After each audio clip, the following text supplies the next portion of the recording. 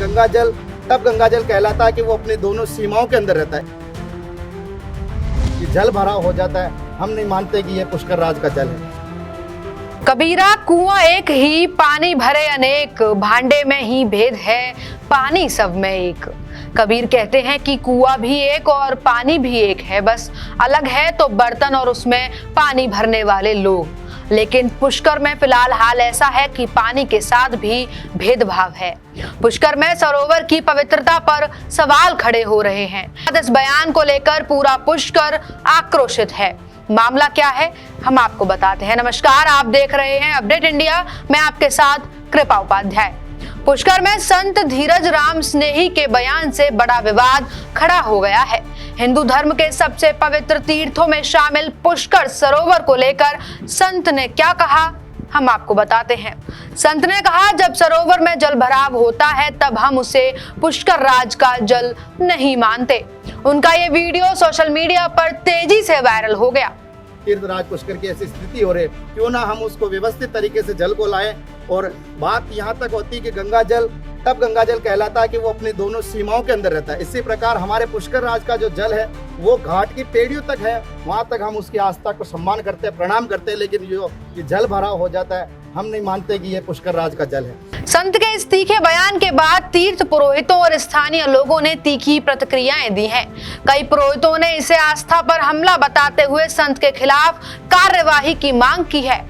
दरअसल 18 जुलाई को हुई मूसलाधार बारिश के बाद पुष्कर नाले क्षेत्र में पानी भर गया, जिससे किसानों की गुलाब और अन्य फसलें बर्बाद हो गईं।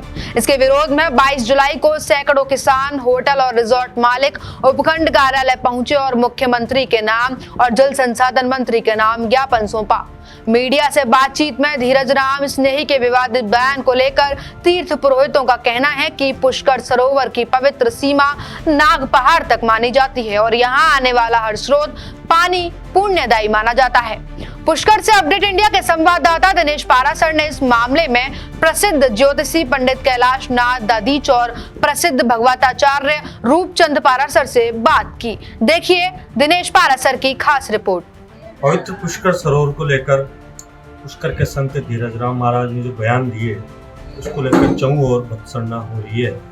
उसी बयान को लेकर हम राजस्थान के प्रसिद्ध ज्योतिषी पंडित कैलाश नाथ दादी से जानना चाहते हैं, पुष्कर की क्या सीमा है।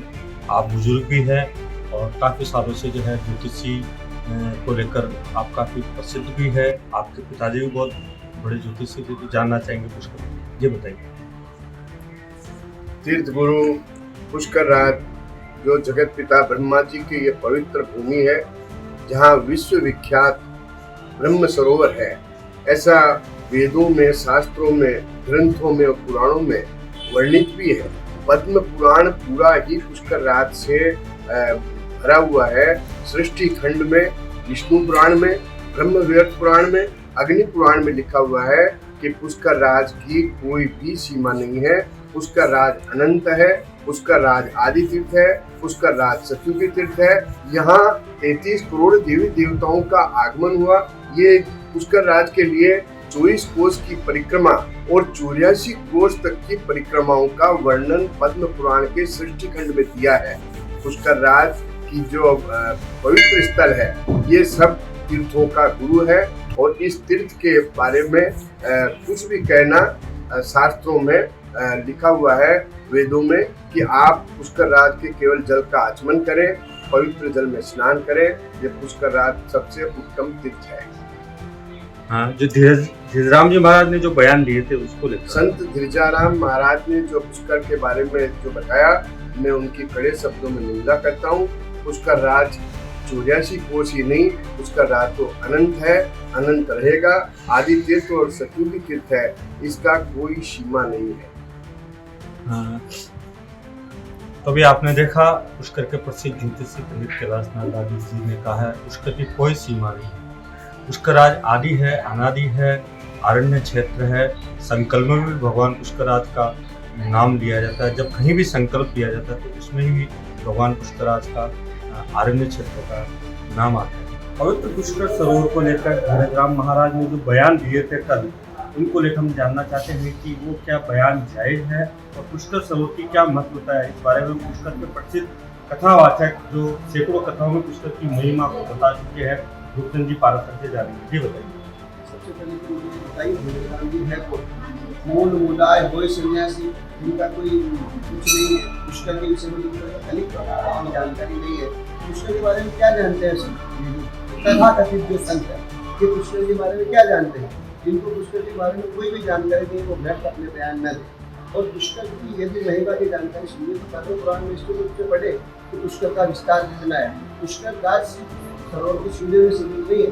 आज के 30 से 35 साल पहले इस विषय में रेवेन्यू बोर्ड आदेश जारी कर चुका है कि जिस सरोवर में आने वाले जल का जो यहाँ से आगमन होता है पुष्कर आदि जो दूर से बुलाया जाता है, किसी प्रकार की कोई भी किसान खेती भी नहीं कर सकता, ऐसा आदेश रेवेन्यू बोर्ड ने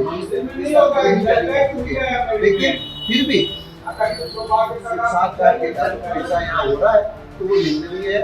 और ऐसे जो पता है कि साधु जो रहते हैं तो स्थान के नाम से अपनी रोजी रोटी चलवाते हैं या पुष्कर में संत है, पुष्कर में संत है, तो अपनी रोजी रोटी चलवाने तक ही सीमित रहे। पुष्कर के इतिहास के बारे में अन्यथा इनको भविष्य में भारी हमारे साथ पुष्कर के प्रसिद्ध सुंदरकांड पाठी जिन्होंने हजारों सुंदरकांड कर दी है, दीनदयाल जी पारासर, आप बताएंगे किस प्रकार से ये अगर बयान जायज है या नहीं? ये बयान कतई जायज नहीं है। पुष्कर केवल पीढ़ियों तक सीमित नहीं है। पुष्कर का विस्तार बारिश के मौसम में होता है, ये इसका फैलाव होता है पहाड़ी की तलहटी तक। ये बयान निंदनीय है, ये उनको नहीं देना चाहिए, इसलिए उनको माफी मांगनी चाहिए। तो हमारे साथ में पुष्कर के प्रसिद्ध दो पंडित हैं, जैसा कि मैंने बताया कि रूपचंद जी पारासर प्रसिद्ध भागवताचार्य जी है, साथ में हमारे जो है सैकड़ों सुंदरकांड संगीत में कर चुके हैं, भगवान प्रभु और पुष्कराज की महिमा लोगों तक बता चुके हैं। उनका कहना है धीरज महाराज का जो बयान है वास्तव में बहुत निंदनीय है, इसकी निंदा करते हैं। पुष्कर से अपडेट इंडिया के लिए दिनेश पाल। श्रद्धालुओं का कहना है कि जब जब बारिश की कामना होती है यज्ञ और अनुष्ठान किए जाते हैं ताकि पुष्कर सरोवर जलमग्न हो सके।